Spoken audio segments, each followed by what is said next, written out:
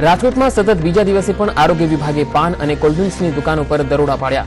શહેરના વિસ્તારોમાં આરોગ્ય વિભાગે જુદી જુદી 5 ટીમ બનાવીને દરોડા પાડ્યા, જેમાં 65 દુકાનોમાંથી 250 કિલો જેટલા અખાદ્ય પદાર્થનો જથ્થો પકડાઈ આવ્યો, તો 40 લીટર જેટલા ઠંડા પીણાનો પણ નાશ કરવામાં આવ્યો છે। આ ઠંડા પીણા એક્સપાયરી ડેટ જતી રહી હોય તેવા હોવાનું દરોડામાં સામે આવ્યું હતું।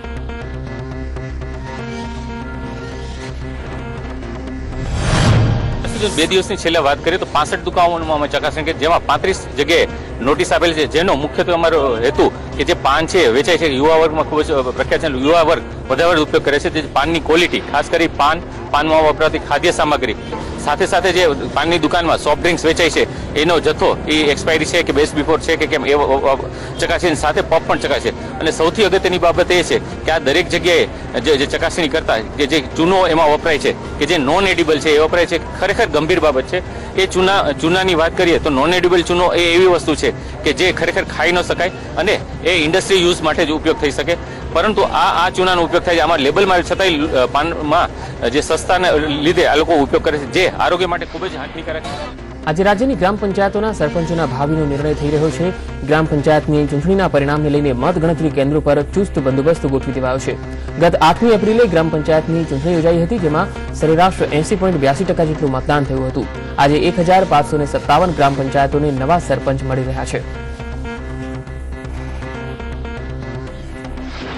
ગુજરાતમાં 8 એપ્રિલે યોજાયેલી ગ્રામ પંચાયતની ચૂંટણી પૈકી ગાંધીનગર તાલુકામાં એકમાત્ર પાલજ ગ્રામ પંચાયતના સરપંચ પદ માટે ચૂંટણી યોજાઈ હતી, જ્યારે ગ્રામ પંચાયતના તમામ 8 વોર્ડમાં સભ્યો બિનહરીફ પસંદગી પામતા ચૂંટણી યોજાઈ નથી।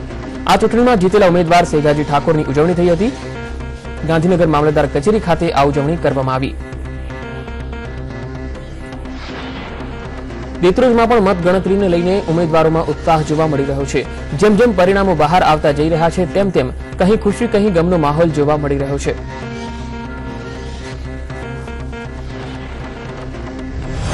ગામનો વિકાસ સારી રીતે કરશું, ગામમાં પાણીની વ્યવસ્થા કરશું, ગામમાં ગટર લાઈન વગેરે સારી રીતે કરશું। ગામને પહેલા તો સ્વચ્છતા માટે હું કંઈ કરવા માંગીશું, પછી પાણીની વ્યવસ્થા માટે કરીશ, સડકો છે, રસ્તા માટે પાણીની વ્યવસ્થા બહુ પેલી છે એટલે પાણીની વ્યવસ્થા કરીશ, બને એટલો વિકાસ કરીશ ગામ માટે એમ। વેરાવળની ગ્રામ પંચાયતની ચૂંટણીના પરિણામો જાહેર થઈ ગયા, ત્યારે જીતેલા ઉમેદવારોમાં ભારે ઉત્સાહ જોવા મળ્યો। સરપંચ તરીકે જીતેલા ઉમેદવારોના સાથીઓએ શહેરમાં સરઘસ નીકાળીને જીતની ઉજવણી કરી।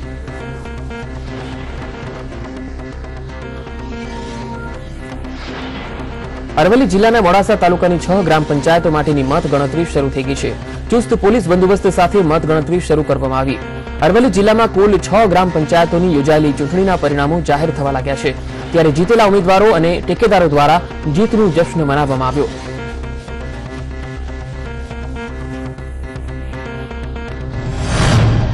પૂર્ણ થયેલ ગ્રામ પંચાયતોની ચૂંટણી ગત 8 એપ્રિલના રોજ યોજાઈ ગયા બાદ આજ રોજ મતગણતરી યોજાવાની છે, ત્યારે અરવલ્લી જિલ્લામાં કુલ 6 ગ્રામ પંચાયતો છે, ત્યારે અહીંયા મોડાસા તાલુકાની કુલ 4 ગ્રામ પંચાયતોના પરિણામ આજ રોજ જાહેર થવાના છે। અહીંયા આપ જોઈ શકો છો કે તંત્ર દ્વારા સંપૂર્ણ વ્યવસ્થા ગોઠવવામાં આવી છે, પોલીસ તંત્ર દ્વારા પણ ચુસ્ત સુરક્ષા ગોઠવવામાં આવી છે। અહીંયા જે સ્ટ્રોંગ રૂમ છે એ સ્ટ્રોંગ રૂમની અંદરથી થોડાક જ સમયની અંદર ઈવીએમ મશીન કર્મચારીઓ દ્વારા લઈ જવામાં આવશે। ત્યારબાદ તમામે તમામ ઉમેદવારો કે જેમને વોટિંગ કરેલું છે તે તમામે તમામના પરિણામો ટૂંક જ સમયની અંદર જાહેર થશે। જે કંઈ પરિણામ છે ઈવીએમ ચાલુ કર્યા પછી એક ઈવીએમ ગણતા એક ગ્રામ પંચાયત માટે સહેજે અડધો કલાક જશે। ટૂંકમાં 11 વાગ્યા સુધીમાં સંપૂર્ણ પરિણામો જાહેર થવાની પૂરેપૂરી શક્યતા છે। નિકેશ વાણંદ સાથે શૈલેષ પંડ્યા, સંદેશ ન્યૂઝ, અરવલ્લી। અમરેલી જિલ્લાના સાવરકુંડલા તાલુકાના ભેકરા ગામનું પરિણામ જાહેર થઈ ચૂક્યું છે। ગામના નવા સરપંચ તરીકે અર્શીભાઈ સ્યોરા ચૂંટાઈ આવ્યા છે, ત્યારે તેમની જીત બદલ ગ્રામજનોએ અભિનંદન આપ્યા હતા।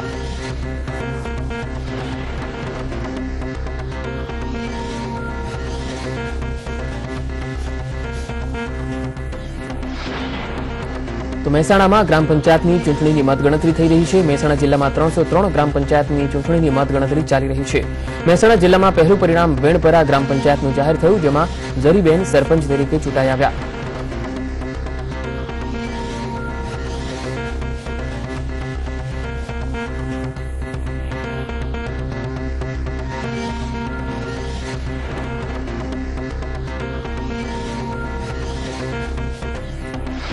સુરતમાં શિક્ષણ જગતની સૌથી ચોંકાવનારી ઘટના સામે આવી, જેમાં ફી ન ભરાતા શાળા સંચાલકો દ્વારા બાળકને જ ગોંધી રાખવામાં આવ્યું. આ ઘટના છે સુરતની PR ખાટીવાલા વિદ્યા સંકુલની, જ્યારે એક બાળકની ફી ભરવાની બાકી હતી, જેથી શાળા સંચાલકોએ બાળકને ગોંધી રાખ્યું હતું.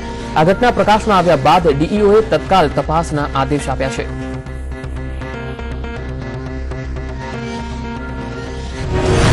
ટીચર છે મનીષા મેડમ, એમનો કોલ આવેલો અને એમને કહેલું કે તમારા છોકરાની ફી બાકી છે, જે તમે અત્યાર સુધી ભરેલ નથી, જેના કારણે તમારા છોકરાને છોડવામાં આવેલ નથી.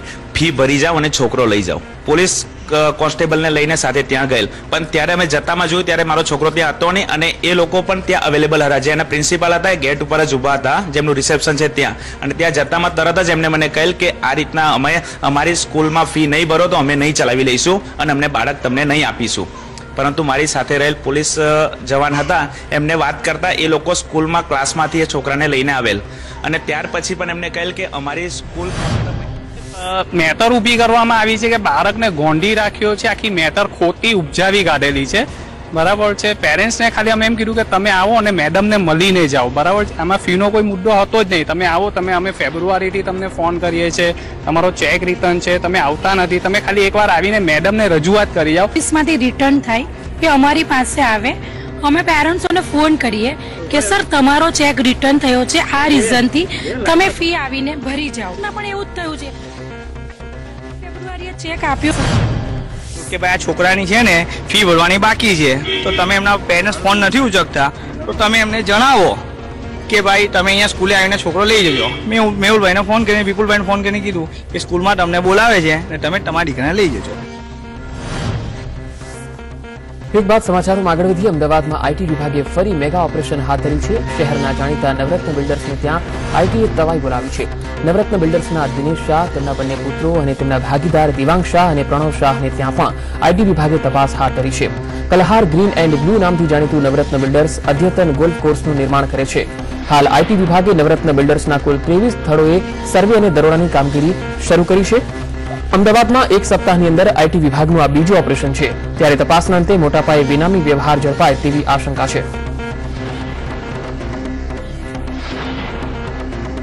મુખ્યમંત્રી સુડાના આવાસના બહાને 500 લોકો સામે છેતરપિંડી થયાની પોલીસ ફરિયાદ નોંધાઈ છે. ઠગ ટોળકી દ્વારા સુરતના વેસુ, અડાજણ વિસ્તારના લોકો પાસેથી વ્યક્તિ દીઠ ₹2 લાખથી ₹5 લાખ ખંખેર્યા હોવાના આરોપો લાગ્યા છે. ખાનગી કંપનીનું નામ આપી સરકારી આવાસના નામે સમગ્ર કારોબાર ચલાવવામાં આવતો હતો. પોલીસે 7 વ્યક્તિ સામે ગુનો નોંધી 2ની ધરપકડ કરી છે. અમદાવાદ શહેરના સુખરામનગરમાં એક કમકમાટી ભર્યા હિટ એન્ડ રનની ઘટના સામે આવી, જેમાં એક બાઇક ચાલકે રાહદારીને અડફેટે લેતા ઘટના સ્થળે જ રાહદારીનું મોત નીપજ્યું. આ હિટ એન્ડ રનની ઘટનાનો CCTV ફૂટેજ પણ સામે આવ્યો, જેમાં રાહદારી રસ્તો ક્રોસ કરવા જતો હતો ત્યારે સામેથી ફૂલ સ્પીડમાં આવતા બાઇક ચાલકે યુવકને અડફેટમાં લીધો, જેમાં રાહદારીનું મોત નીપજ્યું હતું.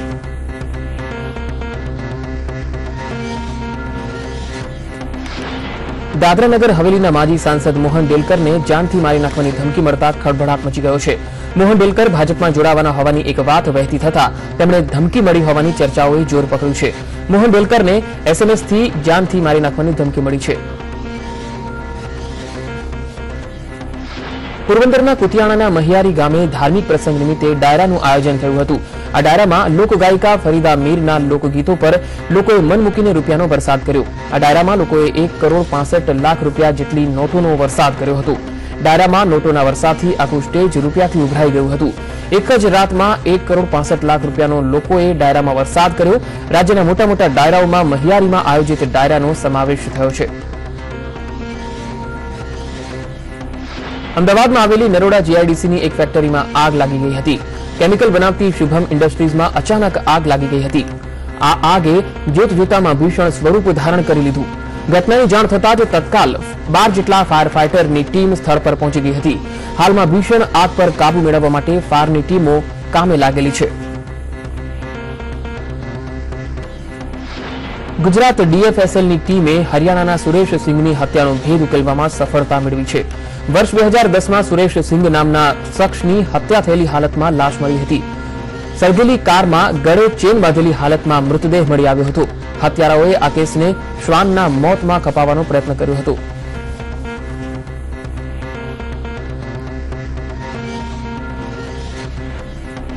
રાજ્યમાં થોડા દિવસ ગરમીમાં રાહત બાદ હવે ફરીથી એકવાર તપવા તૈયાર થઈ જજો. રાજ્યના મોટાભાગના શહેરોમાં ફરી એકવાર હીટવેવની આગાહી કરાઈ છે. હવામાન વિભાગ દ્વારા આજથી 2 દિવસ સુધી હીટવેવની આગાહી કરી છે. 2 દિવસ દરમિયાન અમદાવાદ સહિતના શહેરોમાં તાપમાનનો પારો 41 ડિગ્રીને આંબી જશે. રાજકોટ જિલ્લામાં ફરીથી સ્વાઇન ફ્લુએ માથું ચક્યું છે અને સમગ્ર જિલ્લાને ભરડામાં લીધું છે. રાજકોટ જિલ્લામાં ઠેર ઠેર સ્વાઇન ફ્લુના કેસ જોવા મળી રહ્યા છે. ત્યારે રાજકોટ જિલ્લાના જામકંડોરણાના નાના ભાદર ગામમાં સ્વાઇન ફ્લુના કારણે 46 વર્ષીય એક મહિલાનું મોત થયું છે. સ્વાઇન ફ્લુના કારણે અત્યાર સુધીમાં 10 લોકોના મૃત્યુ થયા છે. તો હાલમાં ફ્લુના 9 થી પણ વધુ દર્દીઓ સારવાર હેઠળ છે.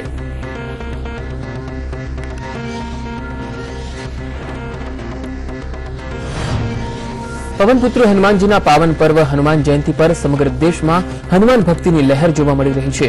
ભક્તો હનુમાનજીની ભક્તિમાં લીન થઈ ગયા છે. ત્યારે રાજ્યમાં પણ હનુમાનજીના પ્રાચીન અને ચમત્કારિક ધામોમાં લાખોની સંખ્યામાં હનુમાન ભક્તોની ભીડ જોવા મળી રહી છે.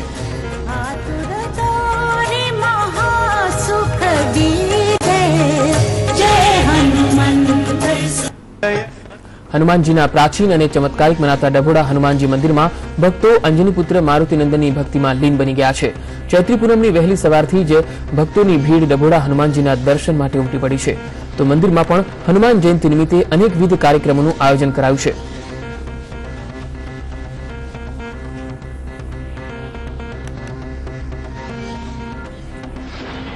વિશ્વવિખ્યાત સાળંગપુર હનુમાનજી મંદિર ખાતે હનુમાન જયંતિ નિમિત્તે ભક્તોમાં અનેરો ઉત્સાહ જોવા મળી રહ્યો છે. લાખોની સંખ્યામાં ભક્તો પરમ પવિત્ર અને પાવનકારી સાળંગપુર હનુમાનજી દાદાના દર્શન કરી ધન્યતાનો અનુભવ કરી રહ્યા છે. મંદિરમાં પણ મંગળા આરતીથી શરૂ કરીને બીજા અનેકવિધ કાર્યક્રમોનું આયોજન કરવામાં આવે છે.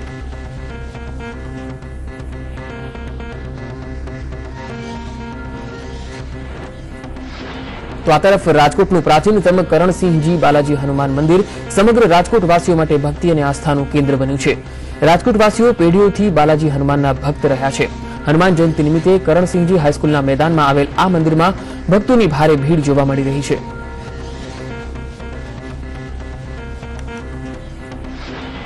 મહેસાણાના બહુચરાજી ખાતે બહુચર માતાનો મહોત્સવ ધામધૂમથી ચાલી રહ્યો છે. મહોત્સવના બીજા દિવસે પણ લાખો ભક્તો ઉમટી રહ્યા છે. સવારથી શરૂ કરી ચૈત્રી પૂનમના સવારે 5 વાગ્યા સુધી મંદિર ખુલ્લું રહ્યું હતું, જેથી દૂર દૂરથી આવતા યાત્રીઓ પણ માતાના દર્શન કરી ધન્ય બની શકે.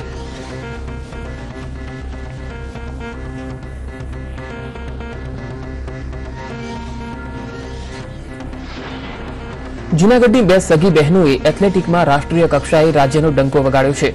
એથ્લેટિકની સ્પર્ધામાં બંને બહેનોએ અલ્હાબાદ ખાતે યોજાયેલી માસ્ટર એથ્લેટિક સ્પર્ધામાં ગોલ્ડ, સિલ્વર અને બ્રોન્ઝ મેડલ જીતી રાજ્યનું ગૌરવ વધાર્યું છે. ભારતભરમાંથી 22 રાજ્યોના 35 થી 100 વર્ષની ઉંમરના ખેલાડીઓએ ભાગ લીધો હતો. તો મીનાબેન અગ્રાવત અને તેના મોટા બહેન મીનાક્ષીબેન વાંસ કૂદમાં ગોલ્ડ મેડલ પ્રાપ્ત કર્યો છે.